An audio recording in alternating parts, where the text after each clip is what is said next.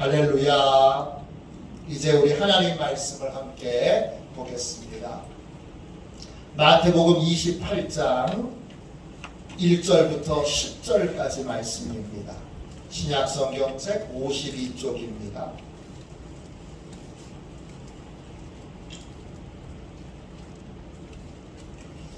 신약성경 52쪽 마태복음 28장 1절부터 10절까지 말씀입니다.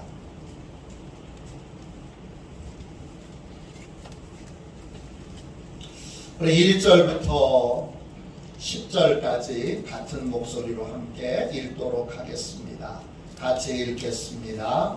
안식일이 다 지나고 안식 후 첫날이 되려는 새벽에 막달라 마리아와 다른 마리아가 무덤을 보려고 갔더니 큰 지진이 나며 주의 천사가 하늘로부터 내려와 돌을 굴려내고 그 위에 앉았는데 그 형상이 번개 같고 그 옷은 눈같이 희건을 지키는 자들이 그를 무서워하여 떨며 죽은 사람과 같이 되었더라. 천사가 여자들에게 말하여 이르되 너희는 무서워하지 말라. 십자가에 못 박히신 예수를 너희가 찾는 줄을 내가 아노라. 그가 여기 계시지 않고 그가 말씀하시던 대로 살아나셨느니라.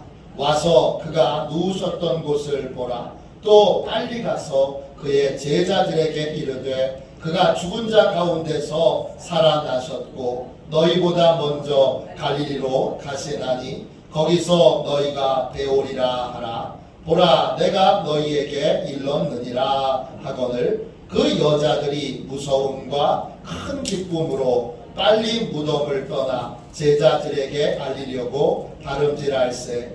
예수께서 그들을 만나 이르시되 평안하냐 하시거늘 여자들이 나아가 그 발을 붙잡고 경배하니 이에 예수께서 이르시되 무서워하지 말라. 가서 내 형제들에게 갈릴리로 가라 하라. 거기서 나를 보리라 하시리라. 아멘. 주님의 말씀입니다.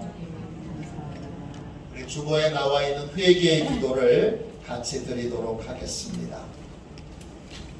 우리 함께 회개의 기도를 같이 드리겠습니다. 함께 기도합니다.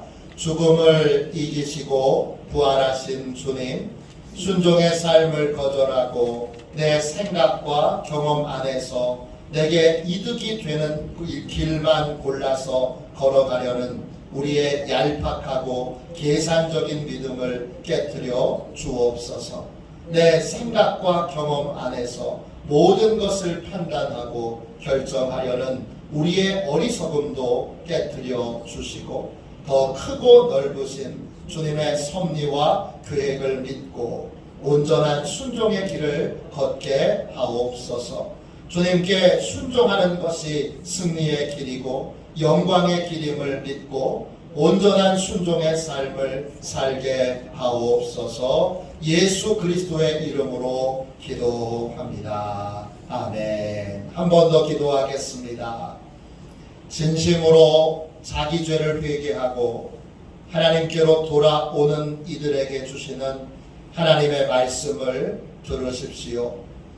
너희가 누구의 죄든지 사하면 사하여질 것이요 누구의 죄든지 그대로 두면 그대로 있으리라.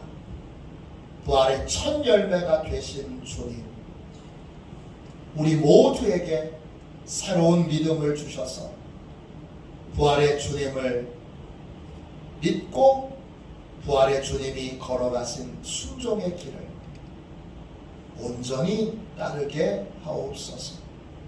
주님께서 맡기신 십자가를 거부하지 않게 하시고 주님께서 맡기신 십자가를 지고 묵묵히 주님을 따르게 하옵소서. 십자가 없이는 부활의 영광도 없는 줄로 믿사오니 내게 주신 십자가를 온전히 붙들고 주님처럼 사명을 이루는 삶을 살게 하옵소서. 예수 그리스도의 이름으로 간절히 기도합니다. 아멘. 할렐루야. 평안하십니까? 평안하십니까? 이런 제목으로 같이 은혜를 나누겠습니다. 오늘은 부활절입니다. 예수님께서 죽음을 이기시고 부활하신 날입니다. 부활을 맨 처음 목격한 건 여인들입니다. 예수님이 장례식도 치르지 못하고 그냥 시신만 무덤에 안치된 것이 마음이 아팠던 여인들이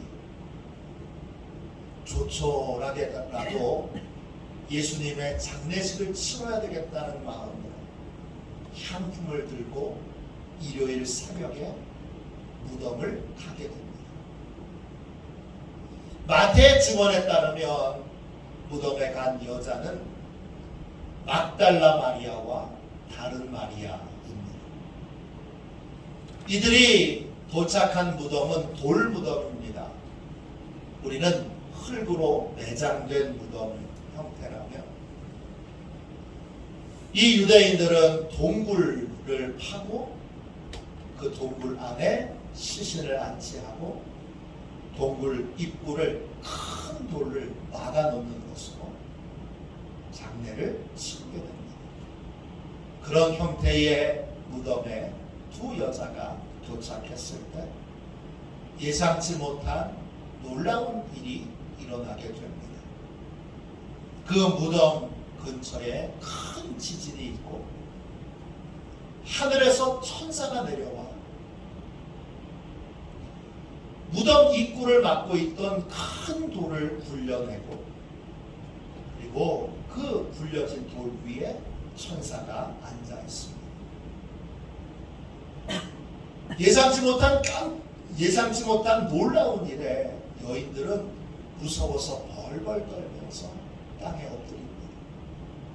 그때 떨고 있는 여인들에게 천사가 이런 소식을 알려줍니다. 마태복음 28장 5절 6절입니다. 천사가 여자들에게 말하여 이르되 너희는 무서워하지 말라. 십자가에 못 박히신 예수를 너희가 찾는 줄을 내가 아노라. 그가 여기 계시지 않고 그가 말씀하시던 대로 살아나셨느니라. 와서 그가 누우셨던 곳을 보라. 천사는 두 여인에게 부활의 소식을 알려줍니다. 부활은 우연히 어쩌다가 일어난 것이 아닙니다. 예수님이 말씀하신 대로, 예수님이 예고하신 대로 부활은 일어나게 된 것입니다. 천사의 말에 이 여인들은 예수님이 부활을 예고하셨다는 사실을 떠올리게 됩니다. 그러자 갑자기 벅차오르는 기쁨이 그 안에 솟아나게 됩니다.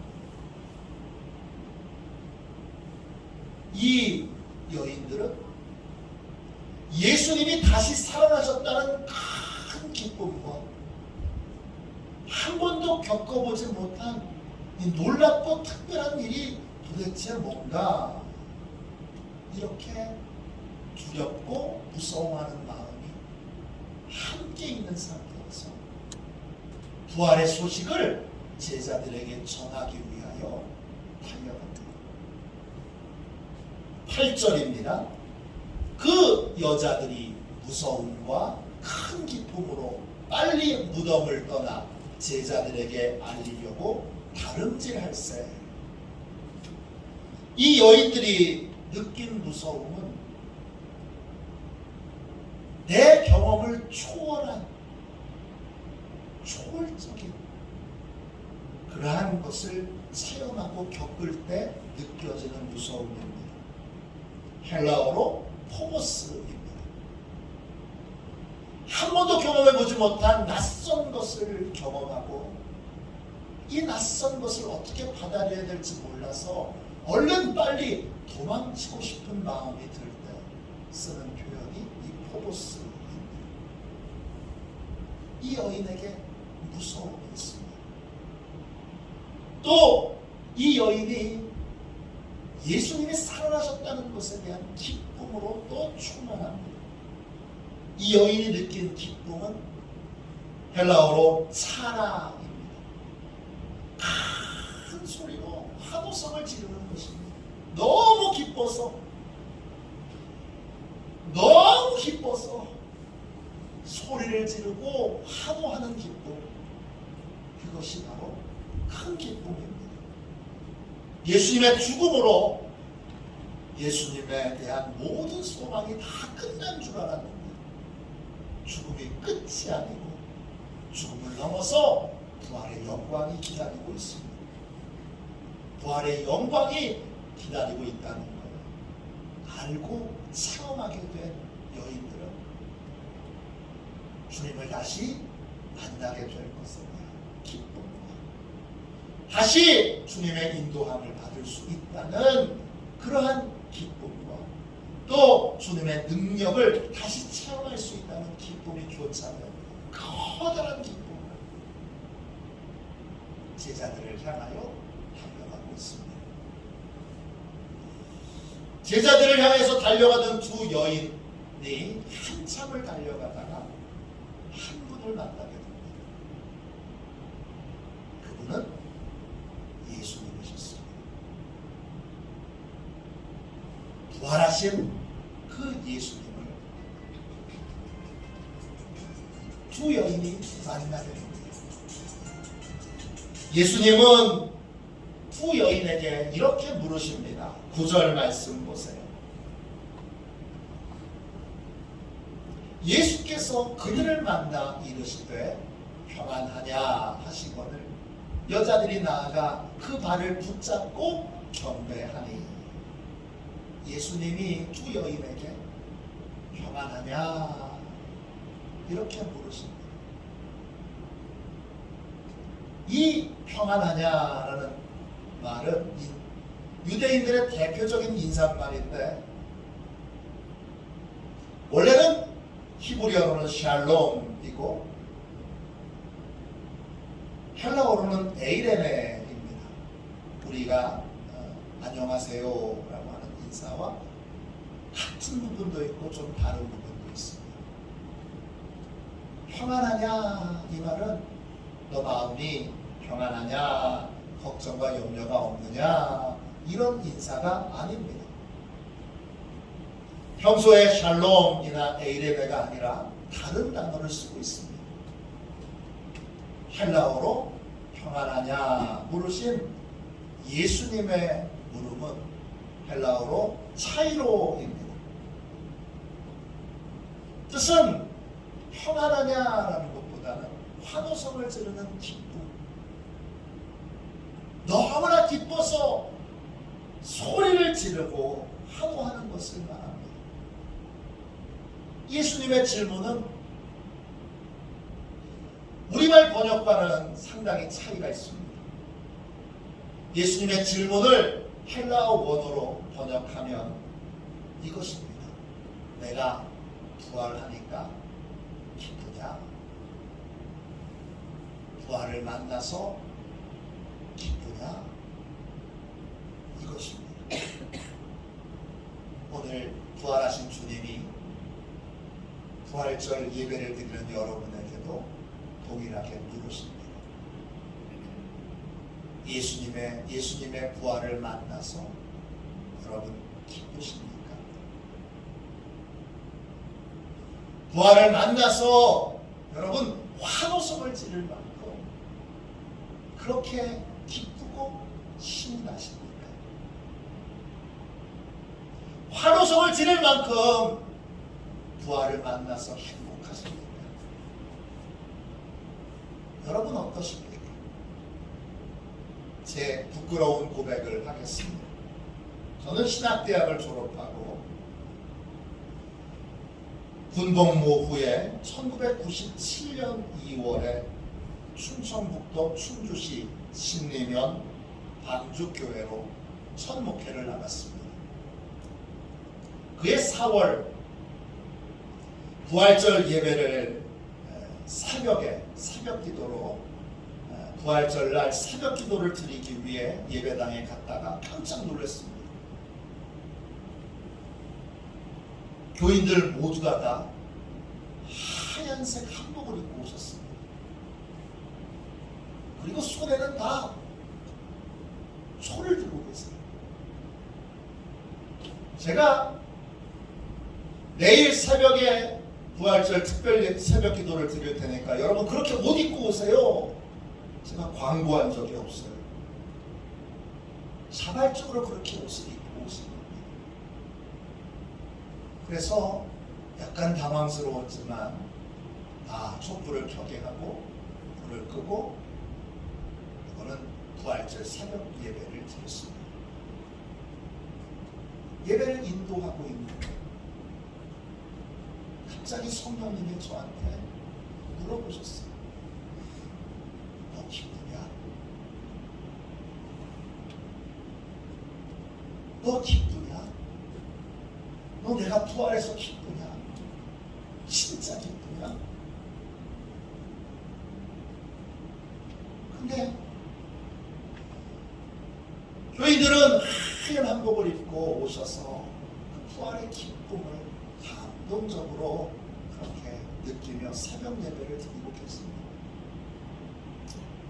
제 안에는 부활에 대한 어떤 기쁨도 어떤 감동도 없었습니다. 그날 알았습니다. 나에게 부활은 개념이구나. 나의 부활은 그냥 개념이고 난 부활이 도대체 뭔지도 모르고 부활이 왜 중요한지도 모르고 이 사실을 깨닫고 정말 괴로운 마음 또 성도들에게 정말 죄송하고 송구한 마음 예배를 인도하고 설교를 했다. 아픈 기억이 있습니다. 이 아픈 기억은 저한테 상당히 오래 남아 있었습니다. 그 한참 지나서 항상 마음에 부활을 한번 제대로 잘 연구해 봐야 할 텐데 부활을 한번 제대로 잘 연구해 봐야 할 텐데 이런 마음이 있었는데 급한 일들을 하다 보니까 세월이 한참 지나서 인천에서 목회를 할 때 사도신경을 기독교 신앙의 가장 기초적인 믿음에 대한 내용을 담고 있는 사도신경을 설명하는 설교를 제가 시리즈로 하게 됐습니다. 인천에서 22번에 나눠서 사도신경을 설명하는 설교를 하는데 그 설교를 준비하고 또 공부하고 연구하고 또 기도하고 잘 안 풀리는 건 성령님께 울부짖고 그러면서 사도신경 강해를 쭉 해나가던 도중에 드디어 부활이 뭔지 눈이 확 열리게 됐습니다. 이게 부활이구나. 처음으로 부활의 중요성을 깨닫고 부활이 기독교의 모든 것이라는 걸 알게 됐습니다. 그 후에 부산에서 목회할 때도 사도신경을 설명하는 설교를 시리즈로 한 적이 있습니다. 그때는 27번에 나눠서 조금 더 늘어서 사도신경을 설명하면서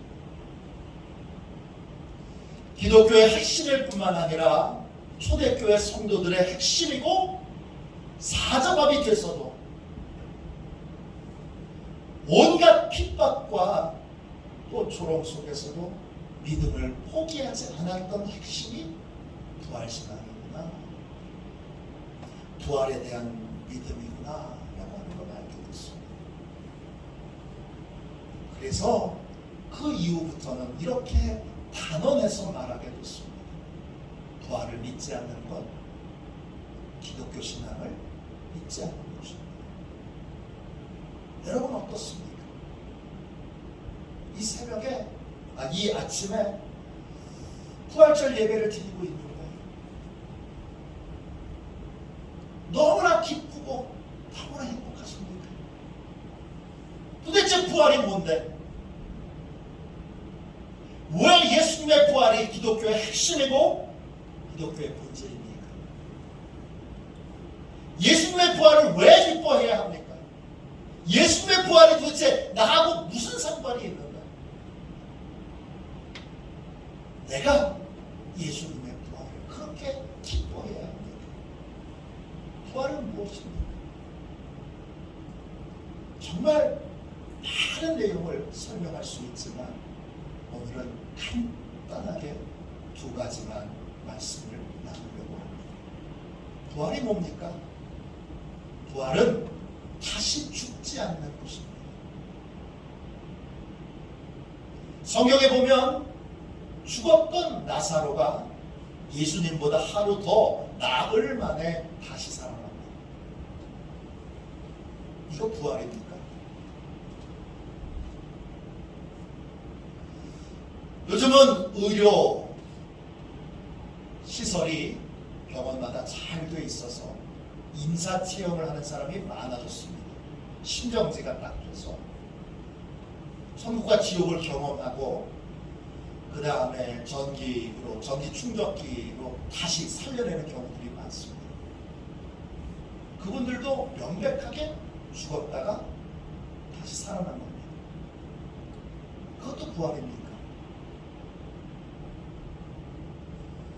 나사로의 죽음에서 다시 살아난 걸 성경은 부활이라고 말하지 않습니다. 무슨 차이가 있는 거죠? 나사로가 죽었다가 그것도 나흘 만에, 신기록이죠. 나흘 만에 다시 살아나게 된 건 부활이 아닙니다. 왜 아니냐? 결국 다시 죽을 거니까. 나사로의 다시 살아나는 건 생명 연장입니다. 결국 죽습니다. 그런데 예수님의 부활은 나사로의 죽음에서 다시 살아난 것과는 전혀 다른 겁니다. 뭐가 다른 거죠? 예수님은 죽었다가 다시 살아나셔서 영원히 죽지 않으십니다. 이게 부활입니다. 그러니까 예수님은 지금 살아계십니다. 우리는 죽은 분을 추모하는 예배를 드리고 있는 게 아닙니다. 우리는 생생하게 살아서 부활 승천하여 하나님 보좌 우편에 앉아 계신, 그래서 온 우주 만물을 통치하고 계신, 내 인생을 주관하고 다스리고 계신 온 우주 만물의 통치자 되신 예수님을 예배합니다. 우리는 죽은 분에게 기도하는 것이 아닙니다. 지금 생생하게 내가 말하는 한마디 한마디의 기도를 다 알아듣고 계신 부활의 주님께 기도합니다. 이 부분에서 다른 종교하고는 확연한 차이가 있습니다.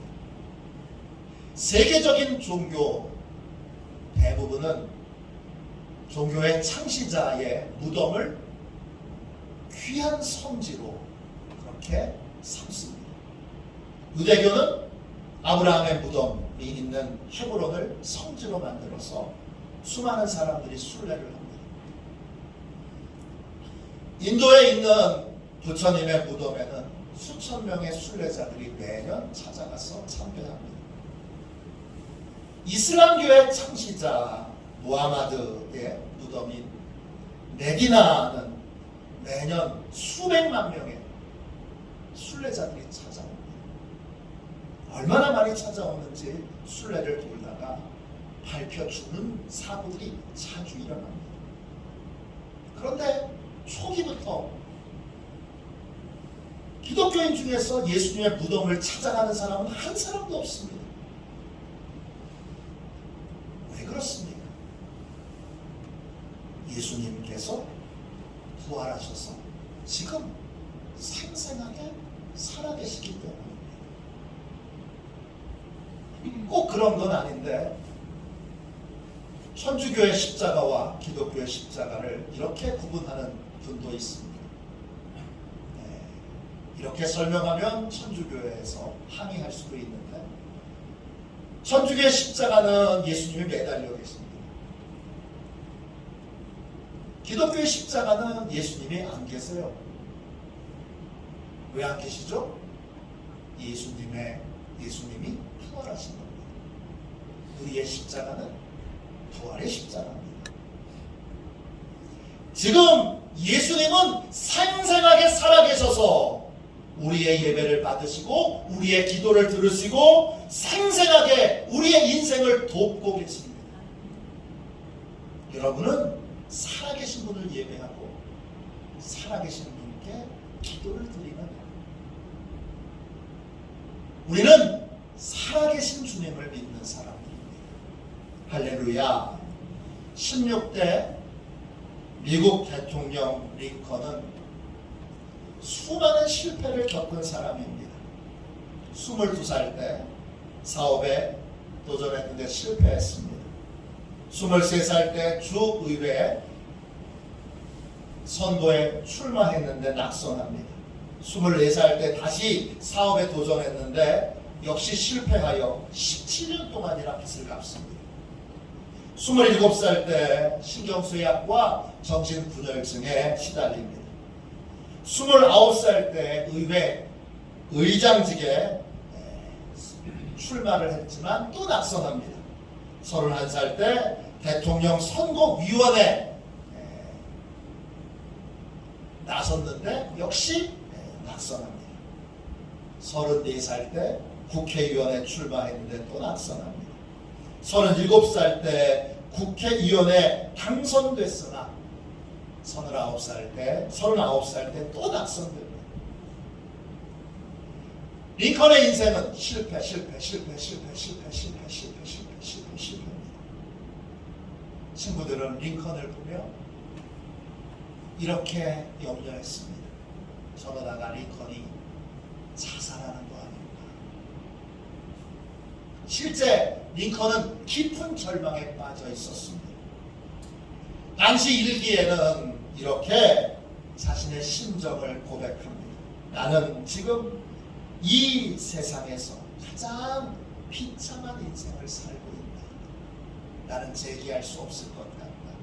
나는 인생의 막다른 골목에 있다.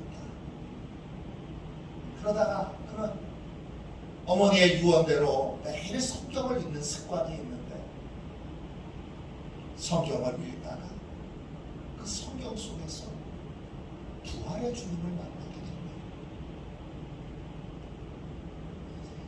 부활을 만나고 부활의 주님을 새롭게 만나게 됐을 때 그는 큰 감동을 받습니다. 그때 그 감동을 일기에 이렇게 기록했습니다. 나는 성경을 읽고 그 속에서 죽음에서 부활하신 예수님을 만났다. 부활하신 예수님은 지금 나와 함께 계신다. 부활의 의미를 깨닫고 부활하신 주님이 자신과 늘 함께 하신다는 확신을 갖게 되면서 링컨은 다시 한 번 더 주님의 도우심을 의지하여 선거에 나설 용기를 갖게 됩니다. 그런데 실패는 계속됩니다. 46살에 상원의원에 출마했으나 낙선합니다. 47세에 부통령에 출마했으나 낙선합니다. 49세에 다시 상원의원에 출마했으나 또 낙선합니다. 그런데 부활하신 주님이 나와 함께 계시는 것, 살아계시는 걸 믿고 알게 된 다음에는 낙선할 때마다 그는 다시 일어납니다. 그런 낙선의 소식을 들은 날 이발소를 찾아가서 말끔하게 이발을 합니다. 그리고 목욕탕에 가서 목욕을 잘하고, 그리고 최고급 식당에 가서 최고급 식사를 시켜서 맛있는 식사를 합니다. 그리고 식당을 나와 집으로 걸어가면서 스스로에게 이렇게 외칩니다. 오늘 떨어졌어도 내일 다시 할 수 있다. 부활의 주님이 나를 도울 것이다. 그는 도전을 계속해서 51세에 미국 16대 대통령에 당선됩니다. 부활의 주님이 함께 하신다는 믿음 덕분에 그는 인생 역전을 이룬 것입니다. 부활을 알게 되고 부활을 믿게 되면 지금 생생하게 살아계신 부활의 주님을 만날 수 있게 됩니다. 그리고 부활의 주님을 생생하게 믿는 사람은 어떤 위기 앞에서도 좌절하거나 낙심하지 않습니다. 부활의 주님이 다시 일어날 수 있도록 도우시기에 다시 부활의 주님을 의지하여 일어나 새롭게 도전하고 또 도전하고 또 도전하는 삶을 사는 것이 바로 부활을 만난 사람, 부활을 믿는 사람의 삶의 모습입니다. 둘째, 부활은 무엇입니까? 부활은 영의 부활이 아니고 몸의 부활입니다. 예수님의 부활은 몸의 부활입니다. 예수님이 지금 살아계신데 뭘로 살아계신 거예요? 육체로 살아계신 겁니다. 물론 우리가 입고 있는 이 몸과는 다른 몸입니다. 영원히 죽지 않는 몸이고 거룩한 몸이고, 우리와 지금 우리의 육체하고는 조금 다른 몸입니다. 그러나 분명한 건 주님이 육체로 살아계신다는 것입니다. 이건 우리에게 아주 중요한 사실 하나를 알려주는데, 장차 우리가 천국에 가게 돼서 그 천국에서 어떤 모습으로 살게 될 것인가. 우리는 천국에서 영으로 살지 않고 육체를 가진 존재로 천국에서 삶을 살아가게 됩니다. 성경이 말하는 죽음은 영과 육이 분리되는 것입니다. 육은 흙으로 돌아가게 되고 영은 둘 중에 한 곳으로 가게 됩니다. 예수 믿는 영은 예수님을 믿어 죄의 사함을 받았기에 주님이 약속하신 낙원에 가게 됩니다. 예수 믿지 않고 죄 용서함 받지 못한 영혼은 죄 사함을 받지 못했기 때문에 죽음 즉시 심판을 받고 음부에 던져지게 됩니다. 한 영혼은 낙원에, 한 영혼은 음부에 이렇게 있다가 예수님이 재림하시는 날 호련히 다 부활의 몸을 입게 됩니다. 이때 부활도 순서가 있습니다. 예수님이 제일 먼저 부활하신 것처럼 그 다음에는 예수 믿는 영이 부활합니다. 그걸 의의 부활이라고 부릅니다. 또는 영광의 부활이라고도 부르고 생명의 부활이라고도 부릅니다.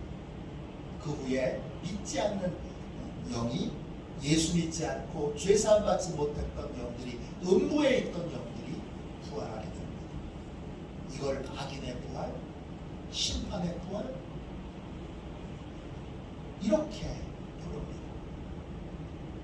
의인의 부활에 참여하게 된 성도들은 진짜 천국인 새하늘과 새 땅에서 육체를 가지고 여러분 먹기도 하고 또 함께 찬양도 부르고 함께 생활을 하는 육체를 가진 존재는 주님과 함께 영원히 그곳에서 왕노릇 하게 됩니다. 거기에서 영원한 왕노릇을 하는 천국의 삶을 살게 됩니다. 악인의 부활에 참여한 사람은 부활의 몸을 입고 영원히 죽지 않는 육체로 자신이 지은 죄에 대한 형벌을 영원히 받게 됩니다. 그때 지옥도 육체로 가게 되는 겁니다. 예수님의 부활은 끝이 아님을, 죽음이 끝이 아님을 우리에게 명백하게 보여주고 알려주고 또 죽음이 끝이 아님을 알려주는 명백한 증거입니다. 죽음 이후에 낙원과 음부가 있고 그 후에 진짜 천국과 지옥이 있음을, 이것이 실제로 우리를 기다리고 있음을 명백하게 알려주는 증거가 바로 예수님의 부활입니다.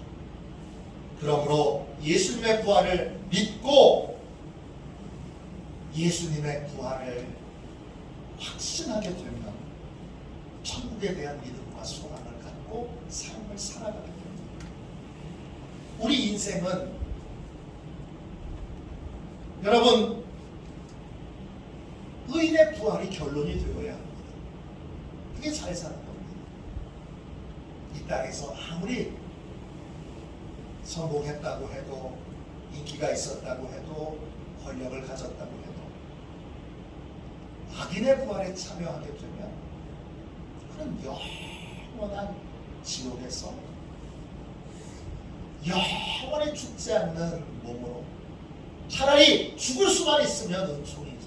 소멸될 수만 있으면 은총인데 소멸되지 않는 육체로 영원한 그러한 형벌을 받게 됩니다.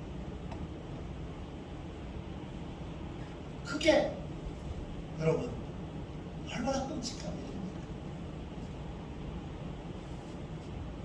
우리 인생의 결론은 의인의 부활에 참여하는 것이어야 합니다. 그래서 의인의 부활, 영광의 부활, 생명의 부활을 소망하는 사람은 이 세상에 대한 집착, 이 땅에서 성공의 삶에 대한 집착을 내려놓게 됩니다.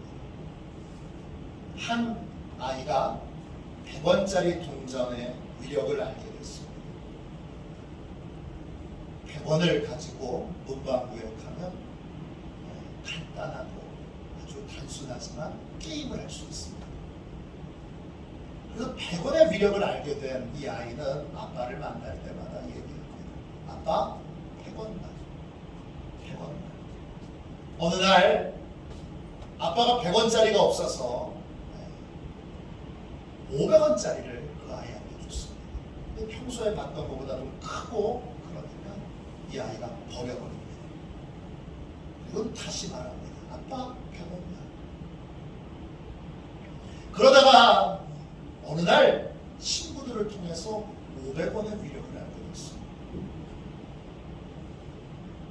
아빠가 100원짜리와 500원짜리를 놓고 너 어떤 거 고를래?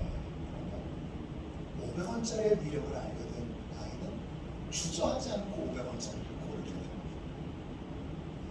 500원의 가치를 알게 되면 100원에 대한 욕심을 버리게 됩니다. 부활을 믿게 되면, 부활을 알게 되면 이 땅의 삶이 진짜 전부가 아니구나 라고 하는 걸 명백하게 알게 되면 이 땅에서의 성공과 출세는 100원짜리입니다.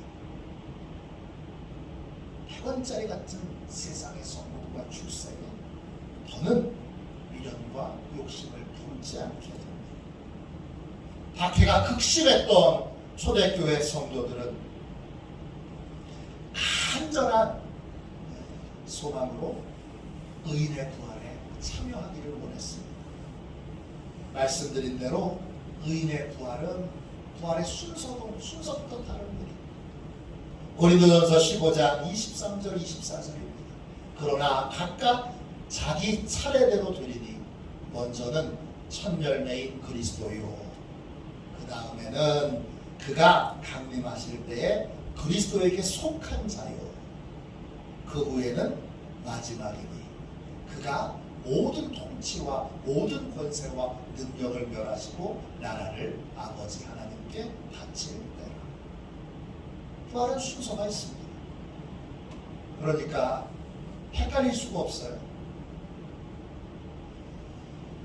악인의 부활에 참여할 자가 의인의 부활에 슬쩍 끼어들 수가 없어요. 왜냐? 순서대로 예수님이 부활하셨고 그 다음에 예수님께 죄 용서함 받은 영들이 의인의 부활로 부활하게 됩니다. 그런 다음에 심판의 부활, 또 악인의 부활이 일어나게 됩니다.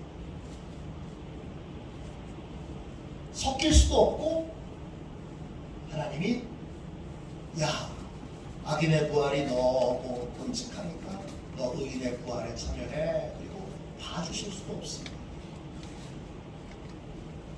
의인의 부활에 참여하려면 반드시 십자가의 은혜로 죄사함을 받아야 합니다. 의인의 부활에 참여하려면 끝까지 예수 믿는 믿음을 지켜내야 합니다. 그래서 초대교회 성도들은 끔찍한 박해를 받으면서도 믿음을 버리거나 포기하지 않았습니다. 그들은 더 좋은 부활, 의인의 부활에 참여하기 위한 끔찍한 박해를 겪으면서도 구차하게 풀어달라고 구걸하지 않았습니다. 히브리서 11장 35절부터 38절입니다.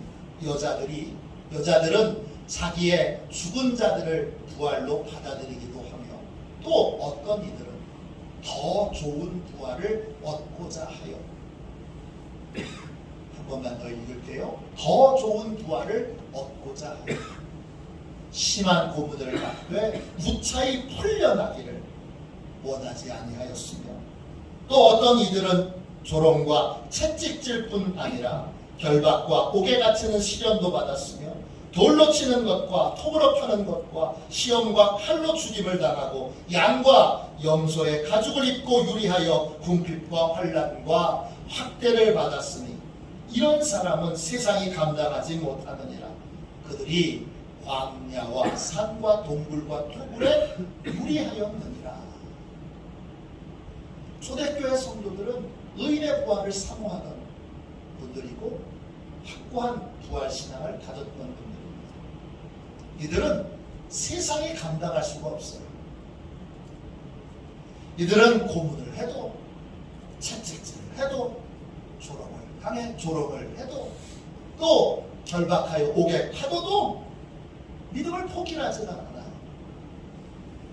더 좋은 부활을 사모하고 더 좋은 부활이 있다는 걸 알기에 그들은 돌에 맞아도, 톱으로 켜는, 생각만 해도 끔찍하잖아요. 톱으로 켜는 고문을 당해도, 각종 시험과 칼로 죽임을 당해도 믿음을 포기하지 않습니다. 예수 믿는 믿음 때문에 삶의 터전에서 쫓겨나고 또 궁핍과 환난과 학대를 받아도 기꺼이 더 좋은 부활을 참여하기 위한 대가라고 여기고 기꺼이 그 대가를 지불합니다. 그들은 삶의 터전에서 쫓겨나 평생 광야와 산과 동굴과 토굴 속에 살아 이 믿음을 포기하지 않습니다. 제가 터키에 갔을 때 데린구유라고 하는 곳에 갔습니다. 데린구유는 지하 동굴로 이어진 초대 기독교인들이 박해를 피하여 세웠던 지하 동굴 도시가 있는 곳입니다. 그 동굴 속으로 들어가면 세례터도 있고 예배실도 있고 또 식사를 하는 공간도 있습니다. 지하로 해서 14층까지 내려간다고 해요. 지금은 14층까지는 위험해서 내려가지 못하고 한 6층 정도, 7층 정도까지 내려갔던 것 같은데 거기에서 평생 지낸 거예요. 왜냐? 더 좁은 부활을 알았기 때문에. 꽤 오래전에 세계에서 박해가 가장 심한 나라 24나라를 선정해서 1시간씩 릴레이로 기도하는 그러한 중보 기도를 교회 안에서 해본 적이 있어요. 박해가 심한 나라 24개국을 선정하고 24시간 동안 릴레이로 성도들이 중보 기도를 하는 거예요. 가장 박해가 심했던 나라는 북한이었고 1등이 북한이었고 24위가 쿠바였습니다. 지금은 좀 바뀌었을지 몰라요. 성도들과 책자를 보면서 북한의 상황 또 박해받는 여러 나라들의 상황을 보면서 기도를 하면 이런 질문을 마음에 품게 됐어요. 이 사람들은 도대체 이 끔찍한 박해 속에서도 어떻게 믿음을 지킬까? 이들이 이 박해 중에도 얘기를 들어보면 박해가 심한 나라 이슬람권 같은 경우는 아이를 학교에 보내지 못합니다. 아빠가 직장을 가질 수가 없습니다. 왜냐? 주민등록증에 해당되는 그 증서에 앞에 기독교인이라고 하는 스티커가 딱 붙어있기 때문에 아무도 써주질 않습니다. 이것뿐만 아니라 수많은 박해 또 테러, 학대 심지어는 이슬람 국가에서는 예수 믿는다는 이유 때문에 여성들의 눈을 축출해서 장님을 만들기도 그런 끔찍한 일들을 해갑니다. 그런데 어떻게 그런 박해에서도 믿음을 지킬 수 있었습니까? 기도를 드리면서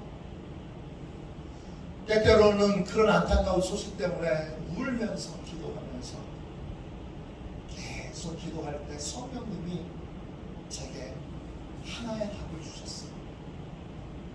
부활에 대한 믿음과 소망을. 나의 영원한 삶을 나는 포기할 수 없다.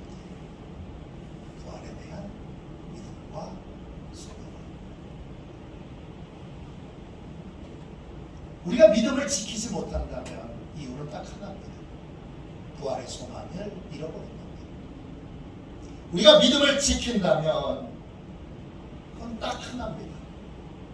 우리의 영원한 삶을 어디서 살아야 하는지 이제는 알았기에 세상이 뭐라고 유혹해도 또 세상이 뭐라고 우리에게 미혹을 해도 그거에 흔들리지 않습니다. 부활의 믿음과 소망만 붙든다면 우리는 초대교회 성도들처럼 세상이 감당할 수 없는 믿음의 사람이 될 수 있습니다. 여러분, 부활을 만나서 기쁘십니까? 부활의 진리를 알게 돼서 너무 행복하십니까? 환호성을 지를 만큼 그렇게 신이 나십니까? 예수님의 부활은 역사적인 사실이고 예수님의 부활은 곧 우리가 맞이하게 될 미래의 삶을 보여줍니다. 사도 바울은 부활의 신앙을 가진 분들에게 이렇게 권면합니다. 고린도전서 15장 57절 58절입니다. 우리 주 예수 그리스도로 말미암아 우리에게 승리를 주신 하나님께 감사하노니 그러므로 내 사랑하는 형제들아 견실하며 흔들리지 말고 항상 주의 일에 더욱 힘쓰는 자들이 되라.